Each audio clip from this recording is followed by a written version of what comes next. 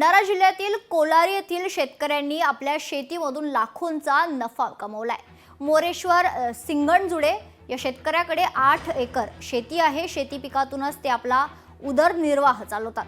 त्यांनी 6.5 एकर शेतीत खरतर केळी पपई पिकांची लागवड केली आहे, पण त्यांचं पीक येण्यासाठी 1 वर्षाचा काळ लागतो, म्हणून शेतकऱ्यानं वेगळी शक्कल लढवली आहे। आंतरपीक म्हणून टरबूज पिकाची लागवड केली आहे। तर टरबूज हे 3 महिन्याच्या कालावधीत येणारं पीक आहे, त्यामुळे यातून 1 लाखांची कमाई होणार आहे।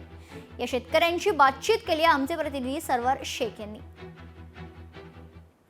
आपण आलेलो आहोत सध्या भंडारा जिल्ह्यातील कोलारी या गावामध्ये आणि येथील शेतकऱ्यांनी पपई आणि केळींमध्ये आंतरपीक म्हणून टरबूजाचं पीक घेतलेलं आहे आणि त्यामधून चांगला नफा देखील त्यांनी कमवलेला आहे आणि त्यासोबतच त्यांना वर्षभरातून लागणारा खर्च हा त्यांनी आंतरपिकाच्या माध्यमातूनच काढलेला आहे। आपल्यासोबत शेतकरी आहेत, आपण त्यांच्याकडून जाणून घेऊया की किती त्यांनी नफा कमवलेला आहे। माझ्याकडे आता केळ हे 4-4.5 एकराला आणि पपई ही 2 ते 2.5 एकराला आहे। सरासरी 6.5-7 एकरामध्ये आहे पूर्ण।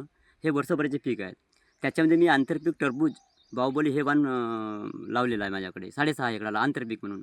त्याच्यामध्ये आता 5.5 लाख रुपये माझा उत्पन्न निघालेलं आहे आणि आता 1 ते 1.5 लाख रुपये अजून बाकी आहे सेकंडचा माल। तर त्याच्यामध्ये 1 ते 1.5 लाख रुपये सरासरी निघणार आहे। तर 3 महिन्याचा हा पीक आहे टरबूज।